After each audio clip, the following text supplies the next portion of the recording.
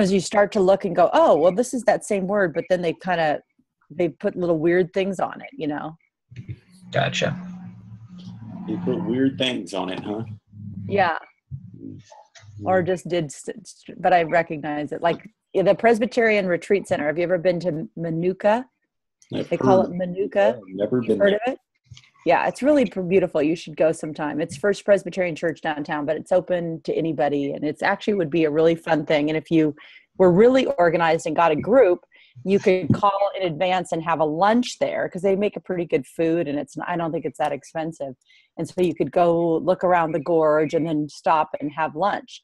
But that is, so I don't even know how to pronounce it. I know Rabbi Rose went crazy because it's not Manuka. And then it'd be like menu, like in the 23rd Psalm, it's menurot. Would that be right? For makes me lie down, or beside calm water. It's behind. It's like still waters is the name of it. So Manuka, or Menuka. Then maybe it's Menuka would be still waters. Yeah. I don't know. I'd have to see it, so I'm going to go find it. Oh. You said Psalm 23. Psalm 23rd. What verse is that one? Verse 4. No? Nope. Might be. I can go look it up. I have to look at it to see. I can't remember. Oops. Did I lose you guys? No. How do I go back to that? Go back. Okay, don't want to do that. Okay, sorry. There we go. Let's see if I look at this. Manuchot. Menuchot. What? How do you pronounce it? Manuchot. Menuchot. From Noah. Noah's name means rest. So it's Manucha. Manuka, yeah. Manucha. It's close. I mean, I've seen worse. All right, well, let's go ahead and get started. We got some stuff to cover today. Verbs. We gotta get introduced to verbs. We're gonna focus on lesson 15 and 16. We have 4 lessons that we need to cover, but we'll save the other 2 for tomorrow because we need to just focus on, I think, one big grammatical concept for our time today, and then we'll get into the other one, the little ones, tomorrow evening. Before we do that, let's just check in with everybody. So, Jonah, how has your week been and your studies with Hebrew? Any questions or concerns or thoughts? It's been all right. As for the Hebrew studies, I don't think I have any specific questions. I think it'll just help to go back over it a couple of times. Yeah, cool, good. Julie, how are you? I'd say the same. I think the only thing I'm really doing this week is I did a lot more with Quizlet because I wanted to. The sounds were getting to me. Mm-hmm. So I thought I'm never going to get this unless I really try to focus on the pronunciation because they're so similar. Mm-hmm. Yeah, so Quizlet was helping with that. In my brain, so that's kind of what I've been trying to do this week is listen to that twice a day. Nice. The words, even if I just go through the words. No, that's great. Good. Yeah, we don't get as much time in class to do that, so I'm glad to hear that you're tackling that outside of class. But that's part of the reason why we have the question on the quiz to write down what you hear so that you're practicing hopefully that at home so that when you come to the quiz, you can hear things and you can recognize them and write them down well. So I think that's a good step to be taking. Good work. I think What's that? Go ahead, Jonah. I think I actually did have one small question. Yeah. On the new words. I'm starting to see with verbs we have little subscripts like PI and PU, QNI. I'm not really sure what to make of those at this point. Yeah, we'll learn all about that today. Okay, great. Yeah, so it's a good question, and we get to tackle it today. Jacob, you're going to join us today. That's great. How are you? Doing great. Don't have to work at Lowe's anymore, so that's a blessing. Yeah, life's awesome now. Yeah. Break free of the tyranny of retail, so feel great about that. Well, good to see you. Sarah, how's it going? Good. I don't have any specific questions. We're focusing on the quiz on the reading too, though, right? That's right. Yes, that's right. Let's go ahead and take a sneak peek at quiz number 2. If you ask me about it, I'll probably almost always show it to you. Number 3, we're on quiz 3. There it is. All right, let me share my screen.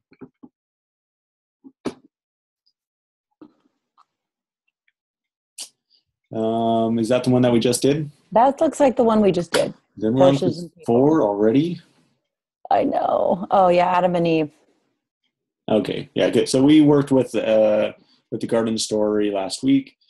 So we're going to be asking questions about the garden story. Ma ba'etz, ma al ha'anashim, and efo ha'pari. Right, so answer these questions in as many ways as you can. Trying to write complete sentences. So that's going to be the goal, is that you write a complete sentence. Ma ba'etz, what is in the tree? You could just write pari, fruit, right? That would be a fine answer, but you're not going to get full points for it. You need to write a complete sentence that contains a subject, your copula, one of the 4 options for the copula, a preposition, and your object. So you would say the fruit is in the tree, or the snake is in the tree, but in Hebrew, obviously. Yeah. Okay. All right. Well, this is being recorded, so if you want to take a look at the quiz again, you can. Okay. Katie, how are you? Doing well. I'm really excited. I don't think I have any questions as of right now, but I'm just really excited about finally getting into verbs and trying to synthesize Katie, I love all your of this. enthusiasm. Yeah. You're the only one. Is anyone else with Katie? But I'm like, oh my God, I'm not ready. I don't have all the nouns yet. Yeah, I mean, I just really want to make sense of all of this, especially just looking at passages of scripture and being able to recognize things and pick them out. But just, I mean, the verb conjugations are what I'm really wanting to start understanding. So I'm really excited that we're here. We've arrived. Yeah. We're arriving, I guess. Good. Yeah. So the first big thing that we had to cover was the written system of Hebrew, how to read Hebrew. And then we had all these little things, tons of little things, but now we get to another really big thing, the verbs. So we'll do an overview today, and then we will go into the little pieces of the verbs all the way through the semester and into next semester, actually. So verbs obviously make up a huge part of all languages, and Hebrew is obviously one of those. So we need to spend a lot of time talking about it. It's a little bit different than what you get in English. So we're going to try to go slowly and answer all the questions that you have along the way. But this lesson 15 is just a preview. So we kind of do a global sweep of all the verbs, everything you need to know about verbs.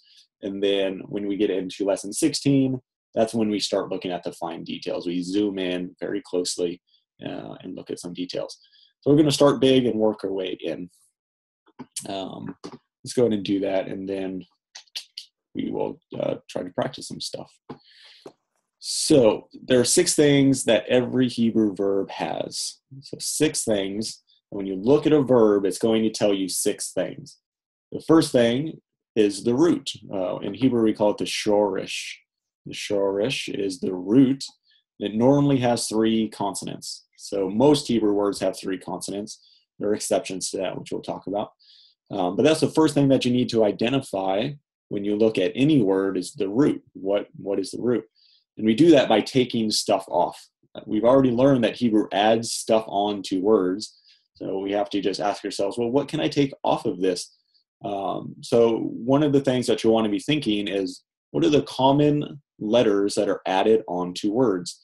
So just right now, what letters do we know of that can be added on to words? A, be, ka, and v. Good.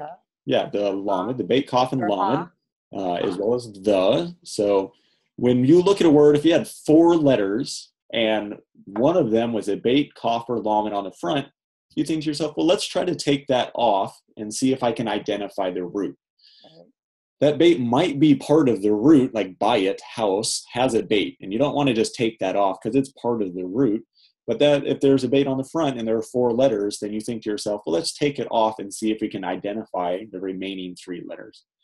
Same with hay and all the other letters that get added on. It could be part of the root, but you think to yourself first, let's try to take this off and identify the root. So that's number 1. All verbs have a shorish, a root. Number 2, all verbs have binyan. Binyan is a Hebrew word for category. So they all have a binyan, and there are 7 of these. Well, there are actually 60 some of these. We're going to learn 7.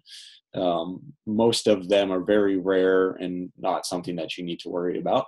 But the 7 that we're going to learn are very important and very common. Today we're going to learn just one of the 7. So the all or the call binyan is the one we will learn today. So this is the category, and we'll learn what this means in a little bit. Number 3 is the conjugation. This is the aspect of the verb. It tells us the type of action that is taking place, and we'll talk about those today.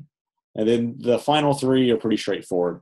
The person, first, second, or third person, the gender, masculine, feminine, or common, and the number, plural or singular. There's no dual in verbs, so it's just plural and singular. So these 3 we don't really need to think that much about because we've learned them from other places, whether it's English or Hebrew nouns or whatever. But number 2 and number 3 are the more challenging ones that are quite different than what we experience in English. So we'll spend our time there. So any questions before we get into these 6 things? All right, number 1. So the shoresh is the root. It normally has 3 consonants, and I write most Hebrew words, including verbs, have a shoresh of 3 consonants. Many exceptions to this are because the word is a loan from a different language. We got separda. Separda means frog, and it comes from Egypt. It's an Egyptian loan word. We get it in Exodus and one of the plagues when all those frogs are taking over Egypt. But it's written with English characters, although it's a loan from Egypt. So the Hebrews had a word for frog, but they got rid of it and they took in the Egyptian word for frog. And now this is the word that we see in the Bible. But look at it. How many consonants does it have? 5. It's got 5. This is not a Hebrew word. You look at it and you know just by looking at this that there's no way this is a Hebrew word. And there's nothing you can take off of it. The sade you can't take off. This is not a letter that gets added on. You can't take the ayin off the back. That's not a letter that gets added on. So this is most definitely a loan word. Other exceptions have to do with weak letters. So the hey, the yod, the vav, and the nun are weak, and they have disappeared completely from many words. Some possible examples are bat, and av. These are all Hebrew words. They're not loan words, but they only have 2 consonants each. So it's likely that in the middle of these words was an original vav or yod that was lost at one point. So it used to be spelled with 3 consonants, and now it only has 2. So there are exceptions to this rule of the triconsonantal root, but most Hebrew words have 3. So that's what we expect unless something odd is going on. All right, so we're going to focus on that, trying to identify the 3 root letters. Now let's talk about our binyan. Binyanim is the categories, binyanim. And we see them listed here. Let's see if I can make this larger so we can see it a little better. All right, so I mentioned that there are 7, and we see them listed out here in your textbook on page 53. They're all listed. They have names. Their traditional names are built off of their Hebrew counterparts. So we see it here, Pa'al and then Nifal. These are the names of the binyans. And they're all built off of the Hebrew word to do something. So pei, ayin, lamed. And you'll see pei, ayin, lamed in all of these, but there are things that are added, and the vowels have changed in each one of them. So this one's called pa'al or call. And we have nifal, pl, pual, hitpa'el, hifil, and this is hofal. So this is one of those examples of when the comet is, this is comet's ketone, pronounced O. This is the hofal because it's a closed, unaccented syllable, hofal. All right, so these are the 7 binyanim. These are the 7 categories of Hebrew verbs. The categories nuance the meaning of the verb. So let's look at some examples. So here we have shamar, to guard. This is third masculine singular, he guarded. This is the basic form. It has a comet and the patak, and it is in the pa'al. Do you see how the pattern, the vowel pattern has been taken from pa'al and painted on top of the 3 root letters? So these two have the same vowels, right? So this is shamar, and it means to guard, and it's just a basic form of the verb. So we translate it just basically, he guarded. When we change it into a nifal, we put a noon onto the front, it becomes passive. He was guarded. So notice the vowels have changed and we've put a noon on the front. So this is he was guarded. The only thing, it's still guarded, but now it's passive. All right. We got PL and pual. The PL is active. He gathered, kibates, and he was gathered. The pual is passive. The pual and PL can also add a level of emphaticness or intensity to the verb, but not always. So what we do know is these are both basic, but one is passive. So the pual is passive, and sometimes it can be emphatic, but not all the time. We got hitpael and hifil. These two are connected. They work together. The hitpael, he gathered together, and the hifil, he threw. Right. We should be working this way. He gathered, kibates, kubats, he was gathered, and then hit kabates, he gathered together. So you see that this one changes and nuances the gathering just a little bit by he gathered them together into a group. He caused them to be gathered together. Then we got these two, hishlik and hoshlak. He threw and he was thrown, active, passive. So this is just an overview of these 7 different types. The main differences are active and passive, active and passive. This one can be active or passive, and this one is active and passive. All right. So quite a variety of categories here, all changing the meaning in different ways. But you're going to note, I'll just read from page 53 from the textbook. The authors say, because the meaning relationships among binyanim are not consistent, and the meaning of a verb is not predictable from the shoresh, the meaning of each verb consisting of a shoresh and a binyan must be memorized individually. So there's nothing about the fact that this is a pual that is going to tell you exactly how to translate this. You have to memorize what this verb means when it is a pual or when it is a PL. Right? We know that it's passive, but that's all that we know. It could mean something a little bit different, just depending on its category or its binyan, and that's something that you have to memorize. So when you look at page 54, and you look at your Devarim Hadashim, your new words, and this is what Jonah was asking us about, you see that each one is labeled with a PI or PU or an NI. All the verbs are labeled with its binyan category, right? So the PI is PL, the PU is pual, NI is nifal, HO is hofal, and so forth. So when you memorize deber, you're memorizing it in the PL. Right? You're not memorizing this in its call form. It would mean something different in its call form.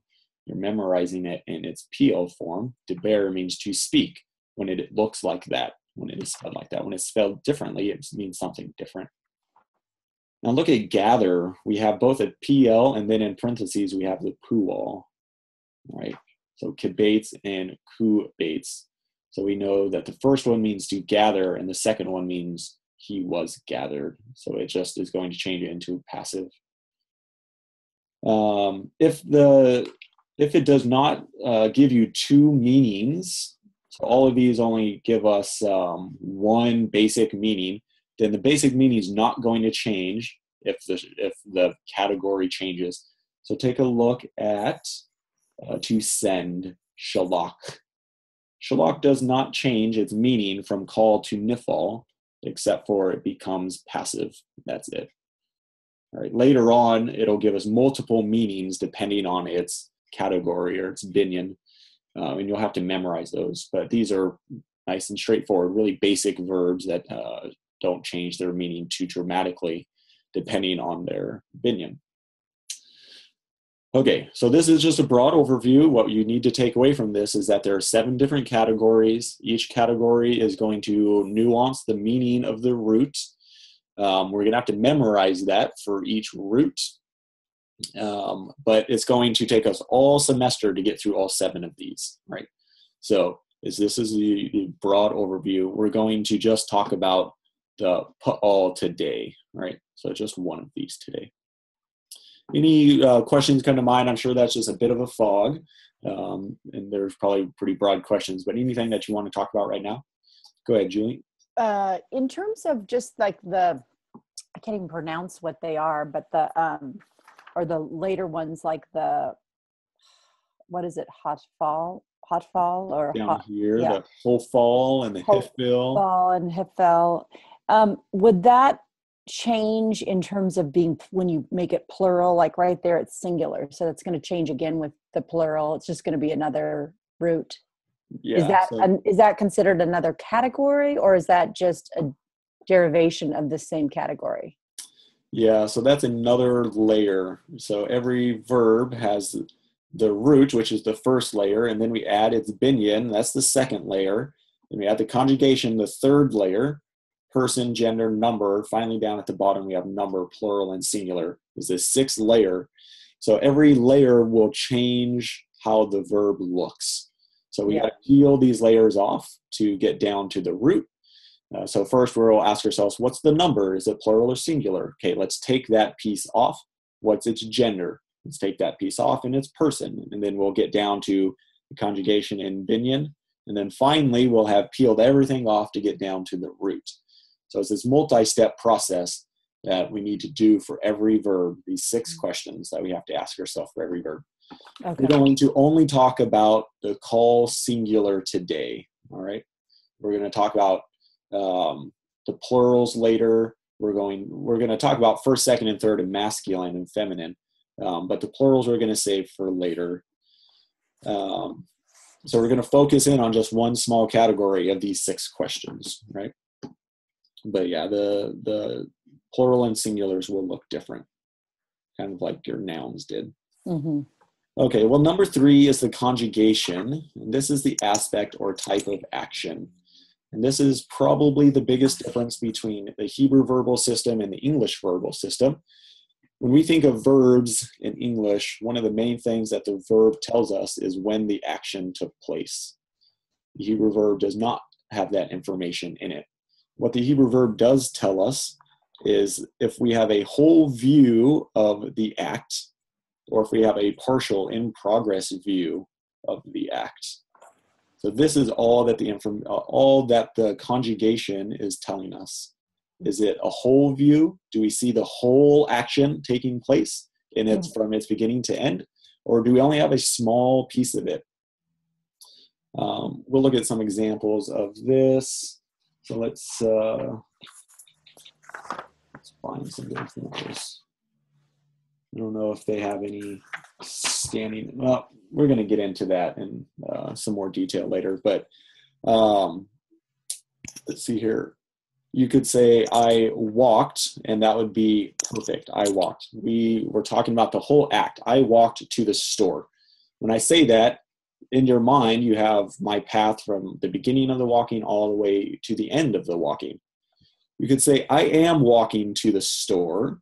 but this is a partial view, in progress view of that act. I am walking. I might not make it to the store. I was walking to the store and I got hit by a car. I never made it to the store, right? So this is the only thing that the conjugation is going to tell us is the action complete or is it partial, in progress? Hebrew has quite a few different conjugations. The two main ones are the perfect and the imperfect, the katal and the yiktol. These are the two main conjugations. The katal perfect conjugation is a whole aspect. Normally we translate it in the past tense because most of the time when we're talking about an action in its totality, that's because it's in the past and we can see all of the action as it happened in the past. But this verb can be used for present tense and future tense, especially when the prophets are talking. When they talk about the future, they use the perfect conjugation because they see the entirety of the action taking place. Even though it's in the future, they see all of it, and they use the perfect conjugation to speak about it. So this is really one of the more powerful parts of studying Hebrew when you're looking at the prophets. You get to understand their perspective. You get to look in through their eyes into the future as if they were looking at the future in the same way that we look at the past. So that is a very useful thing to understand. So the yiktol, the imperfect conjugation, is normally non-past time. It's normally present or future, but it can be used for telling a story that happened in the past. When that's happening, it puts us right in the shoes of those people that are in the story. So this is like using the present tense about a story that's in the past. So it's an interesting way to tell a story, and it really brings the reader into the story, makes the reader part of it as the events are unfolding, as if it were real time. So the conjugation, there are the two main conjugations, the perfect and the imperfect. On page 50, what page is that? 54, the one with all the circles. The authors give us all these circles. This is only intended to help us understand that the different conjugations overlap in meaning. So we talked about the perfect and we talked about the imperfect. They overlap because they both can talk about the present and the future. Even though they're not specifically telling us the time, they can be used to talk about events that take place in the present and the future. The other conjugations, we have the past narrative, the imperative and jussive, the participle. These are the main ones that we're going to be studying. So 1, 2, 3, 4, 5 different conjugations. For today, we're only going to focus on the perfect piece of this, right? So we're going to look at the all perfect singular verb. All of these other ones we're going to study at some other time. All right, so a very broad overview. A lot of what you'll take away from this is that the Hebrew verbal system is rather complicated. We're going to take it piece by piece because its nature is so different than what we're used to. All right. Any thoughts or questions on the conjugation? All right. So now number 4, 5, and 6, we can just look at all in one blow here. So when we're talking about the person, we're talking about who is doing the action. Am I doing it? First person, I or we. Second person, are you or you all doing it? Third person, is he or she or they doing it? So we got to figure out who is doing the action. And we do that by looking at the person. And gender, it can either be masculine, it can be feminine, or it can be common. So when we look at verbs in the first person, there are not different verbs for masculine and feminine in the first person. It's first common. So it'll be the same for if a female is doing the action or a male is doing the action if it is in the first person. I am doing this. I would say that in the same way as Katie would say that, right? I walked. It's formed the same no matter if it's masculine or feminine. So we call it common. And then number, plural, and singular. All right, so these are the final 3 layers. Let's go ahead and look at this chart here. I'm going to see if I can make it a little bit larger. This is on page 55. The authors have put our pronouns over here on the right. So hu, he, ata, at, ani. And we can see how these correlate with their verbs. So the subject pronouns, these are the subjects of these verbs. Then over here on the left, we see that the authors have taken off the piece that has been added to the root, the shoresh. So here is your root, shin, mem, resh, and that is he guarded. He guarded, third masculine singular. She guarded, we add the ah onto the end. He shomra. She guarded. The hey, and it's hey on the end. That is rather convenient because when you add a hey onto the end of a noun, what happens? It becomes feminine. It becomes feminine. When you add a hey onto a verb, it becomes feminine as well. So that's nice and convenient. It's not always that neatly packaged for us, but here at least it is. So hu shamar, he guarded. He shomra, she guarded. You got ata shamarta, ata shamarta. The ta has been added onto the root. So if you had these four letters, you would ask yourself, well, what can I take off? We've just learned that the tav is added on to the end of words. You're going to try to take that off to get down to your root. All right? So ata shamarta. Notice that that rhymes. Ata shamarta. If it doesn't rhyme, then you haven't made your sentence correctly. Right? So that's you guarded, second person masculine. I wish they would have in the textbook marked these masculine, feminine, masculine, feminine. This one down here is common, but you might add that in if you feel like writing in your textbook. This one's a little harder to pronounce. This is at shamart. At shamart. Yeah. You get Shamart. Two consonants at the end with no vowels to help us get that out. At shamart.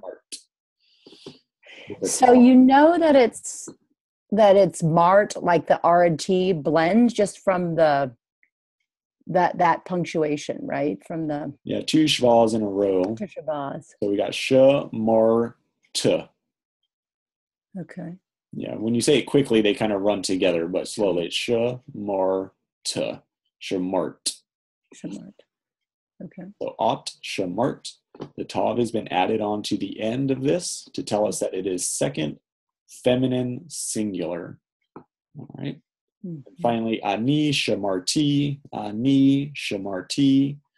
Notice again that we're rhyming the ani, the e at the end, and here we got the e at the end again. Ani shamarti. The tav has been added on along with the hirik and the yod. Ani shamarti. I guarded. I guarded. All right, so that is the call. Perfect. So the call is the binyan. This is perfect. That's the conjugation. So that's number 1 and 2. And then number 3. Why did I just lose what number 3? Oh, the root. So root's number 1. Number 2 is the binyan. Number 3 is the conjugation. This is a call. Perfect. And then it is, we got to figure out if it's first, second, or third person, it's feminine or masculine, and if it is plural or singular. All right, so this is a chart that you're going to memorize. Nothing is added on to the root to make it third masculine singular.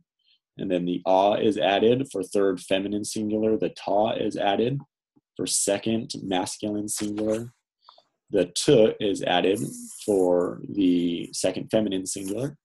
And then finally, the t is added for the first common singular. So you print this up or something, find a way to memorize it, put it into your brain, get a little dance going. I think we have a dance that we'll learn, but we can't complete the dance until we get a little further in. So we won't learn the first few steps until we get to the imperfect as well.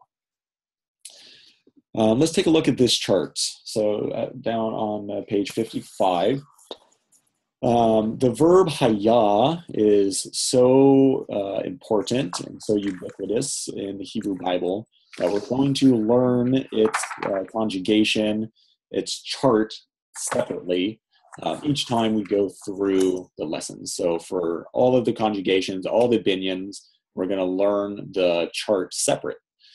It looks somewhat similar to the chart that we see above. Similar things are added, but you'll notice that the root changes all the way down, right? So hu haya, we've already learned this one. Hu haya, he was, he yod he. We've talked about the he and the yod being weak letters, and that's why things change so much. He hayata, he hayata, she was. He yod, or he has disappeared. It's changed into a tav, right? Sometimes he's change into tavs. Don't ask me why. We don't want to talk about it right now. Mm-hmm. He hayata. Down here we got ata hayita. Ata hayita. This is you were. The ta is added on, just like up here. The ta is added on. But now we have a he, we have a yod, and we have a hirik yod here. Right? That's so your he hirik has disappeared, and the hirik yod has shown up to help us get to the ta part. Hayita. Down here we have at hayit. At hayit. This is you word feminine. Notice the tav has been added, but it doesn't have a shava underneath it. It is standing there by itself in a closed syllable. Hayit. At hayit. And then ani hayiti. Ani hayiti. The T is added on, but our root has changed pretty significantly. All right. So you can relax a little bit. I'm not going to ask you to put these on your quizzes. You're not going to regurgitate these tables, but we need to be able to recognize them and we need to be able to use them. So although I won't ask you to put the entire chart on your quizzes, eventually on the quizzes you will be using these verbs and we'll be asking you to conjugate your verbs appropriately. You'll have to be choosing the appropriate vowels and the appropriate endings when you're trying to construct your sentences. When you want to say something in Hebrew, you have to make sure you have ta instead of tu, depending on who you're talking to, right?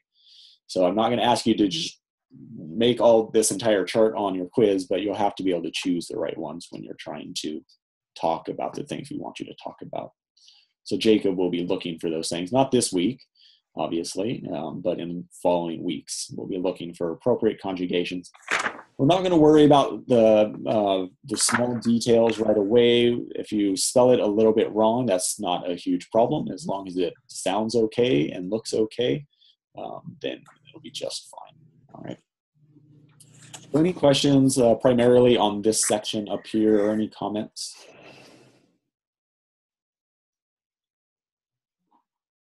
All right. Well, that's the grammar for the week. So let's go right back up to the top. 6 things. So the shorish, the root, the binyan, the category. What binyan did we learn today? Do you remember what it's called?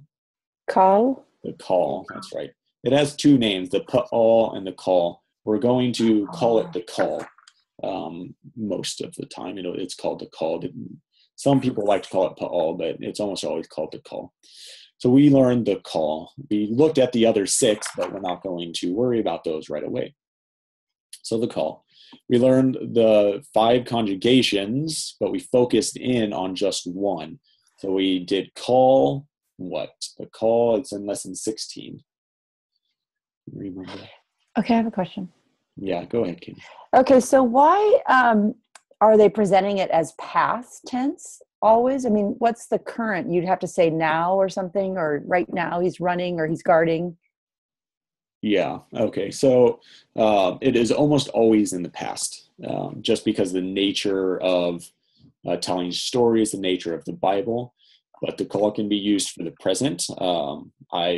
I am sitting. That can be either in the call or in the, that can either be in the perfect or the imperfect, depending on what you want to emphasize and depending on what you're trying to talk about. Normally the call, though, will either be just past or be translated just past tense or just future tense. It's not as often used for the present tense. The imperfect and the participles are used mostly for the present tense. But the authors tell us a little bit about why they translate it in the past. So on page 55, they say, however, this whole view aspect most often describes what has occurred in the past, and so we give simple past tense English glosses in the chart below. A perfect tense translation, i.e. using have or has, is also frequently appropriate.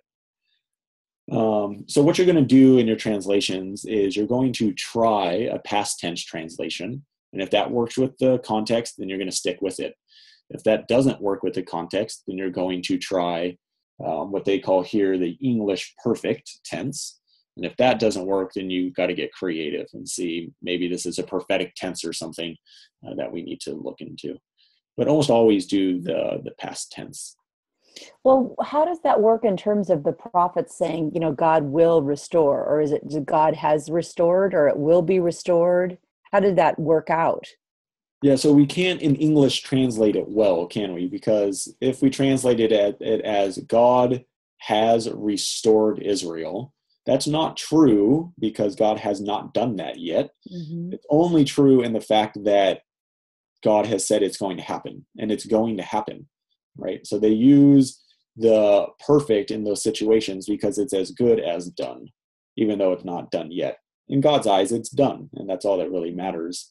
So the prophetic tense, the prophetic voice is going to use the perfect oftentimes because of the nature of prophecy and the nature of what God says is going to happen.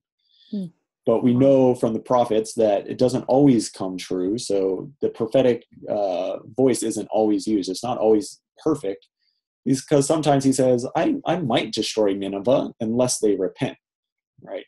Mm-hmm. And in those cases, it will oftentimes be in the imperfect because it's not complete yet. I might do this. I'm probably going to do this. I'm definitely going to do this unless you all repent. Right? But everything is tied to God kind of speaking or thinking or doing, right? Yeah, because of the prophetic voice that is being used. That voice is God's voice, right? Mm-hmm. God's perspective. So it's important for us to realize that these verbs do not carry tense within themselves, although we're almost always going to translate them into specific tenses in English, right? So the perfect is almost always translated with the past tense.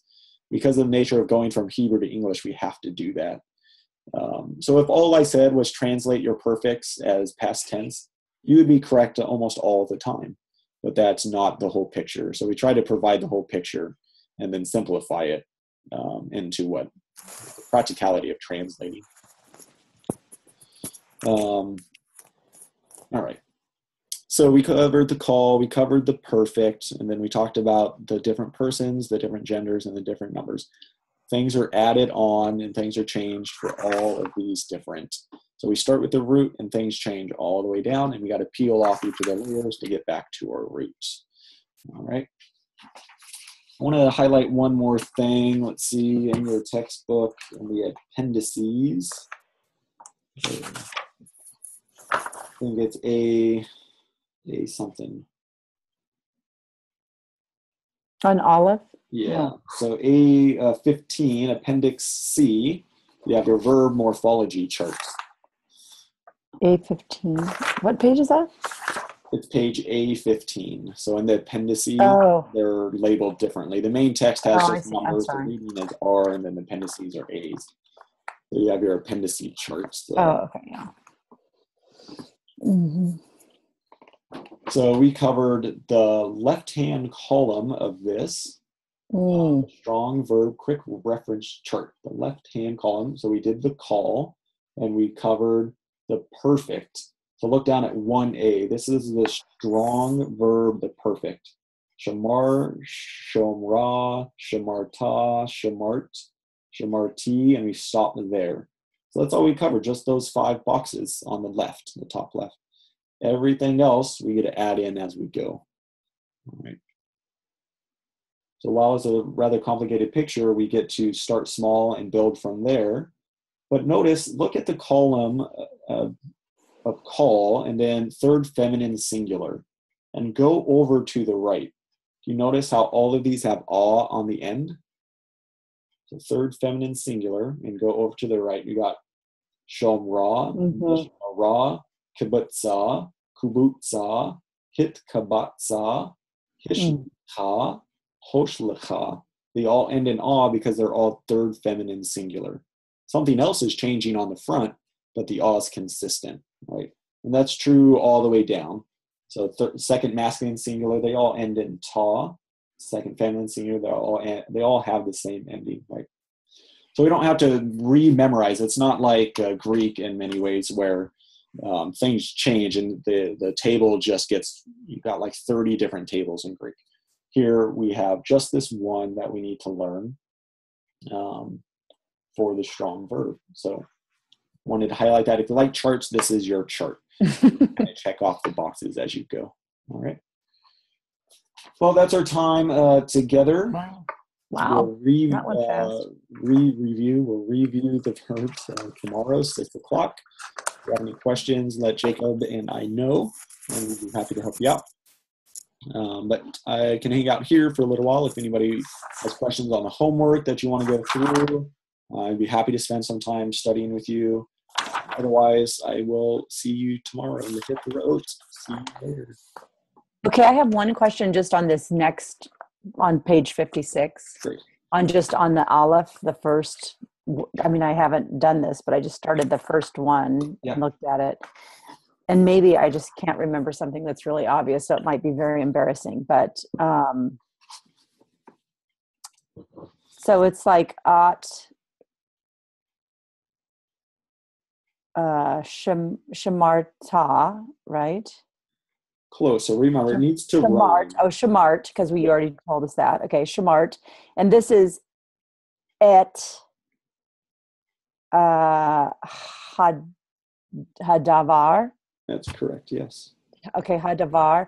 So it's like the translation is you guarded, and then is that, what is that et? Yeah, so let's look at your Devarim Hadashim, your new words. Okay. Where do they give us?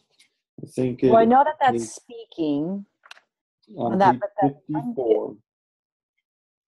Oh, on the direct object marker. So it's like you're speaking. So, right? The direct object marker, let's talk just a little bit about that. The direct object marker is a grammatical word that is not translated in English. It cannot be and should not be translated into English in any English word.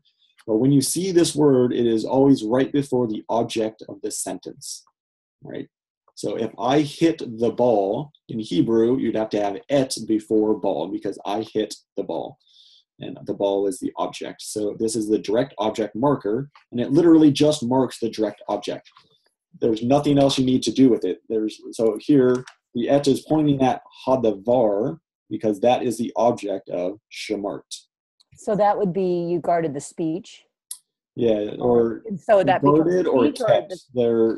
Shamar can also mean kept. I don't know if they or kept or you kept you held it or hold it dear or whatever, protected or something. Or most of the time, like in the Bible, you followed God's commands, right? Oh, that's what that means? They use this so word? You kept the word. You did what the word said. You did what the Torah said. Right? But this is the speech, so does it translate to the word, or that's just how you would translate it as a translator? Well, as a verb, it means speech. As a noun, it becomes the word, like what you said. That's right. Right. Oh, okay. So does that happen a lot where the verbs are kind of become nouns and it's all? Oh, yeah. By a lot, we mean almost all the time.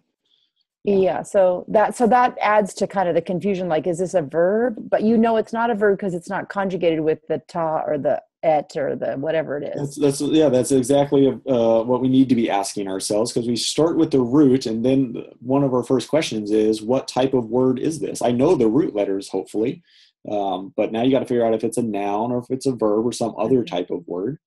And then you get to ask other questions after that. We can almost always tell pretty quickly based on where the word is in the sentence and what is attached to the word. So the hey is on the front of this noun, Hayes only get attached to nouns. They don't get attached to verbs. Right? Or the definite article only gets attached to nouns. Hayes attached to verbs for other reasons, but this is a definite article, so we know it's a noun. It's also following et, and et is the direct object marker. Nouns will only follow et. Verbs will never follow et. The direct object marker will always point to a noun. So Okay. these are all clues that can help us to know that this one is a noun, not a verb. There are many other clues, but we'll learn and talk more about those. Yeah. Okay, I had another question, but I can't remember what it is. There's someone else. I'll think of it in a minute, but it was like, okay. I think everybody else abandoned us except for Jacob and and Sarah. Which is great. So are you just hanging out, or did you have any questions? Just to clarify, a back step. I was thinking about like this coming week. Mm-hmm. I was nervous that my sentence structure, like I feel like I'm going between Spanish and English, like what a sentence structure should be, and then I'm somehow like mixing it up in Hebrew. So I just wanted to clarify. So when you say our subject, so like in your example of the fruit in the tree, my fruit is my subject, and then I would put that in I put my like ba on that, right? And then I have my yeast on the tree, so it would be like, what would I do? My sheem par, is it pare or par? Pari for fruit, and then my ba yates. Is that how I would do it? Yeah, so the question is, what is in the tree? And if you want to say fruit, the fruit is in the tree. Your fruit is the subject, and it'll come first. So I don't need my sheem. Like, I think of, like, I would want my sheem with, like, there is fruit.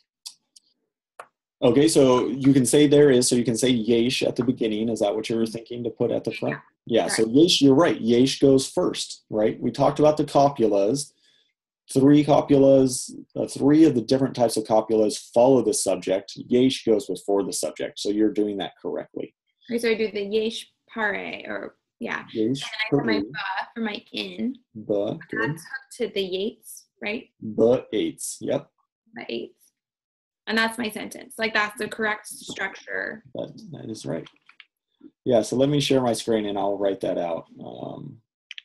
Yeah, because that's a good question, Sarah, because some of those on the homework, I like we could just say on Gimri, where we're doing that in the reading two, so it's page 12, R12.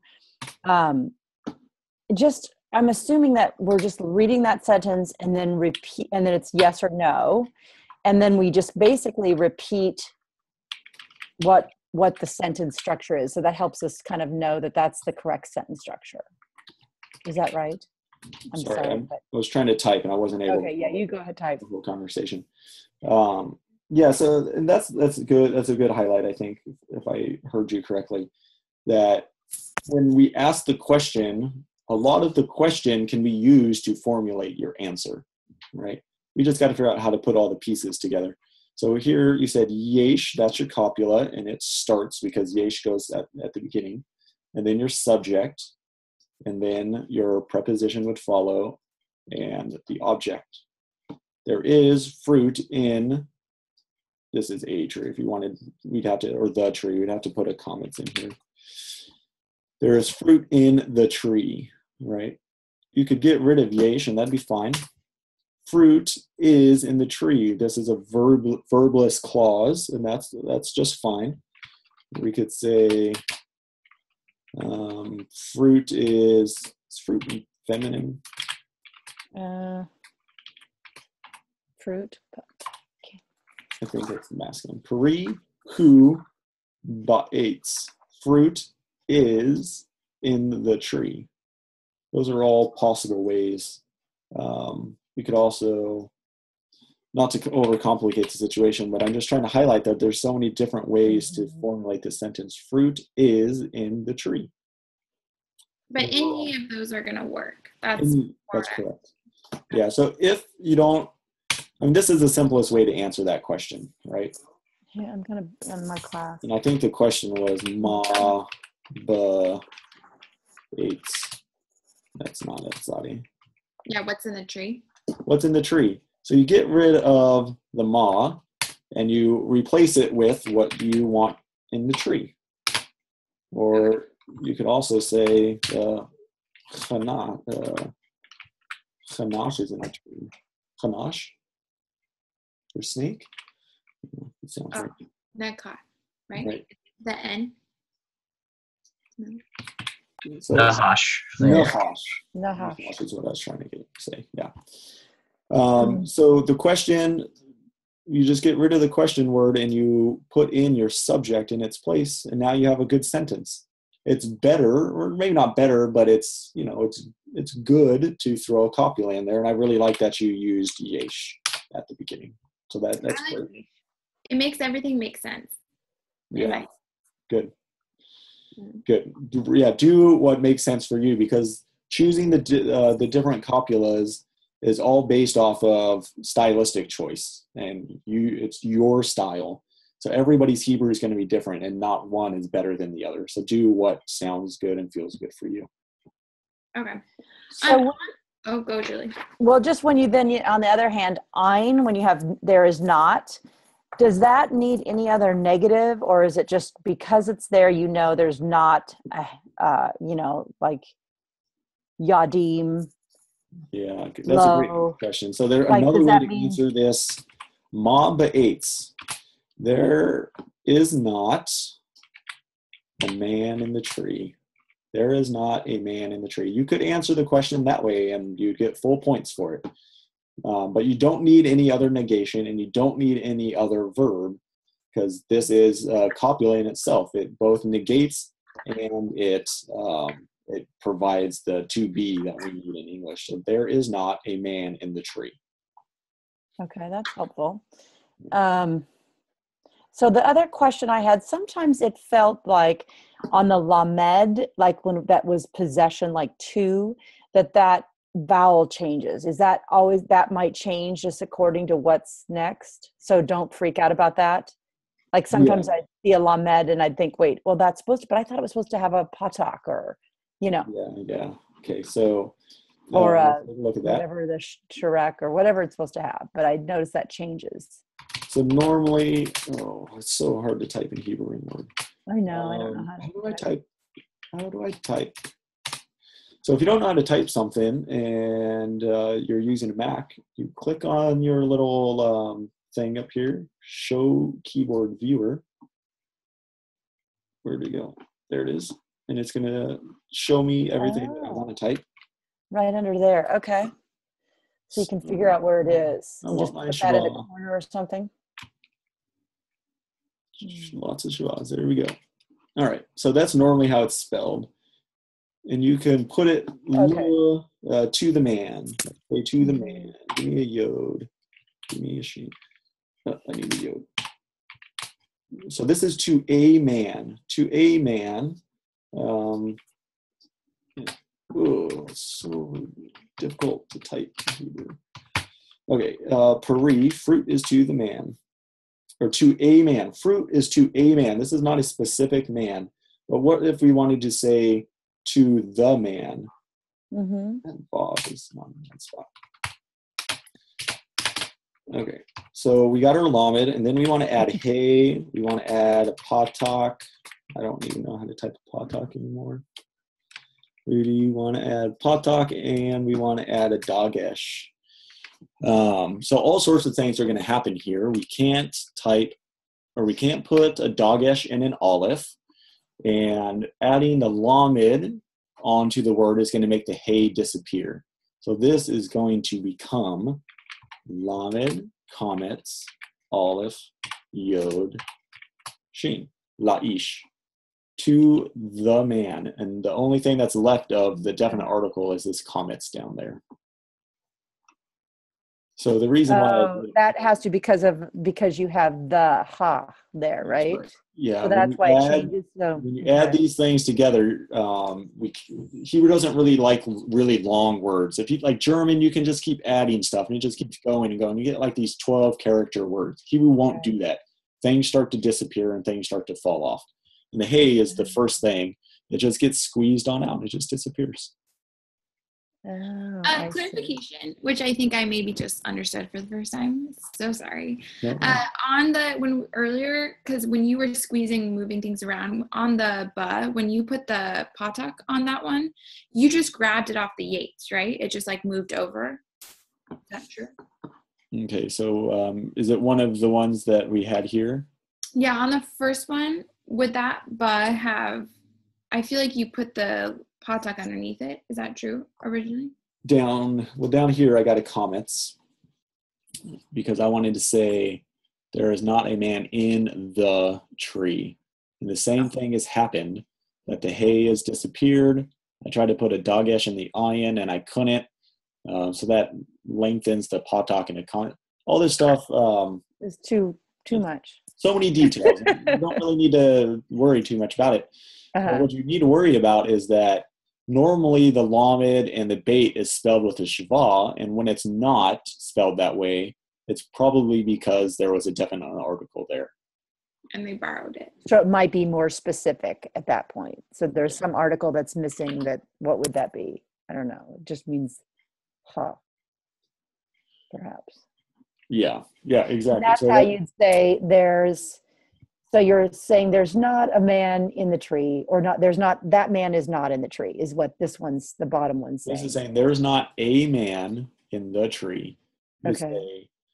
If you want to say the man is not in the tree, Yeah. you can't use ain there. Lo ha'ish. Oh, okay. The man is not. The No, is. the man. You could put your Okay. is over here if you wanted to. Okay. Not the man is In the tree. Okay. That's how you would do it. Yeah. Okay. That's Are you one way to recording do it. this right now? Did you record this? It's all recording. This is? Okay, good. And just because that's kind of helpful to review if I Yeah. get confused. Okay. All right. Well, but what you just experienced, Sarah, this kind of realization. When we talk about grammar, like I'll mention something now, and like 4 weeks from now, you're like, oh, that finally makes sense. And that's great, right? And that's exactly how we learn languages. And that's exactly why we don't quiz on grammar. Right. If I quizzed you on grammar, we just learned the verbs now, and next week I said memorize all of this stuff. All you're doing is regurgitating a picture that you have in your mind, but you have not learned anything. You have not learned that, right? So what we're going to do is ask you to use this stuff, and 4 weeks from now, we're going to start grading on it. You're like, okay, now it's clicking, and now it's in your brain, and now you're using it well, and now we're asking you the questions that you can answer, right? Right. So I hope that it helps us relax a little bit, that when we're not understanding right now, that's okay, because we expect you not to understand right now, because it takes time and it takes experience. You got to keep practicing and it'll come. Totally. With some of the, just like with the vocab stuff, and I've noticed that like, I feel like it's obviously really easy to get like my main letters, and then I like struggle with my vowels a little bit. Like, and I've learned the vowels. I can like tell you the like thing. And then it's like, I just can't like, I don't know, like some will just get like mixed up, and I'm like, that doesn't make sense with this word. Like is there any tip on that? It'll just start coming with memorization. Is that kind of the thought? Yeah, well, I think the main thing is when you memorize your words, is to memorize by saying them, to pronounce them out loud, and to listen to them being said in Quizlet, where the authors pronounce the words for you. Right. Because if all we're doing is memorizing by looking at the word, we're never going to learn how that word sounds. So I would recommend that when you're even playing the games, like with Gravity, you could do this. With the scatter one, you don't have time, obviously, to pronounce out loud. Or when you're doing your flashcards, pronounce the word out loud every time you see it. And that'll really help you with your vowels and how to spell. But you may notice when you're working with kids that it's the vowels that they misspell. Our kids almost always get our consonants right, but we'll put an E where it's supposed to be an A, but we don't care. Like parents don't care. We don't like put it on the fridge and correct it, right? Because the more that they pronounce these words and the more that they see them in their Hop on Pop books, the more that they'll learn how to spell them. And that's the case for us, right? Gotcha. Okay. That's helpful. Yeah. All right. Thank you. Yeah. No problem. Any other questions? Are we done? I think I'm done. My brain is at capacity. Yeah. Right. I need to. Empty it out for tomorrow. Yeah. Pour it all out. Perfect. Okay. Well, I'll see you tomorrow. Yep. Toda rabah. Bye. Tired. Yeah. All right, Jacob. Well, thanks for being here. No problem. It's really helpful. Yeah. And I think it'll be most helpful tomorrow because we can do activities now, and now you have gone through the grammar, and you'll be able to help clarify. So we can do small work with grammar now, which will be nice.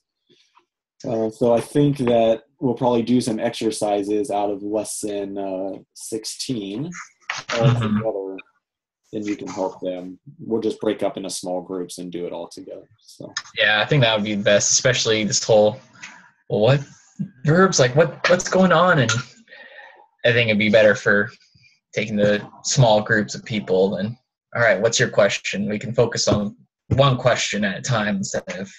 that's right. Yeah. So Good. So that's what we'll do. We'll review this grammar by, we'll probably do Aleph. And Okay. we'll just spend an hour on this stuff. We really got to work through it. I'll make sure that we get all nice and smoothed out. We have other grammar that we got to cover, but the next two lessons are pretty straightforward. So we'll just make sure we focus on this for the first hour probably, and then the second hour we'll go back to the reading, the gardens. Well, we're on reading number 3 this week. So we get, if you look at R15, we actually get a story in Hebrew, which is great. So we'll spend the second hour translating that all together. Okay. Ooh, yeah. Nice story. Yeah, so this is going to be fun. Yeah. And now that we have words, we can actually do this.